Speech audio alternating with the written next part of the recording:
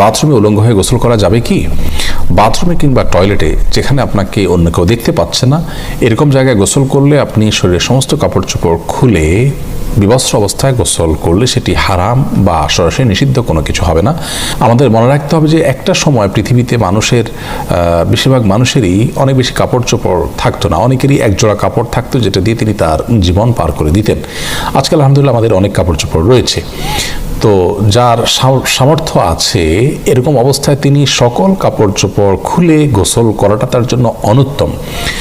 একজন সাহাবী নবী আকরাম সাল্লাল্লাহু আলাইহি ওয়াসাল্লামকে এই ধরনের একটি প্রশ্ন করেছিলেন, তিনি তখন তার জবাবে বলেছিলেন যে লাল্লাহু আহাক্কু আন ইউস্তাহিয়া মিনহু, কেউ একাকী আছেন, নির্জনে আছেন, তাকে কেউই দেখছে না, এমত অবস্থায় তিনি সকল কাপড় চোপড় খুলে ফেলবেন।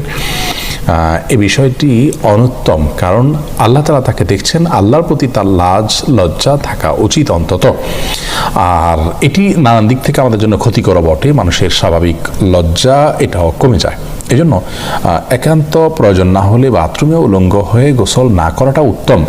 আমাদেরকে নবী আলাইহিস সালাম যে নির্দেশনা দিয়েছেন, বোঝা যায় নবী সাল্লাল্লাহু আলাইহি সাল্লাম প্রয়োজন ছাড়া বিবস্ত্র হওয়ার বিষয়টিকে পছন্দ করতেন না। তবে যদি কেউ বিবস্ত্র হন, তিনি একাকী আছেন, কেউ দেখছে না, তো সেটা তার জন্য হারাম হবে না।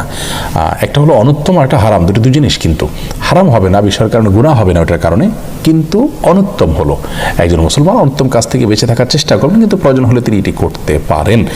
অতএব গোসলের সময় অন্তত নাভি থেকে হাঁটু পর্যন্ত সতেরো জায়গাটুকু ঢেকে থাকে এরকম গামছা বা তোয়ালে বা লুঙ্গি অনেক কিছু পরনে থাকলে অবস্থায় গোসল করাটাই হলো ভালো। প্রয়োজন হলে উন্মুক্ত করতে পারবেন সেটিও।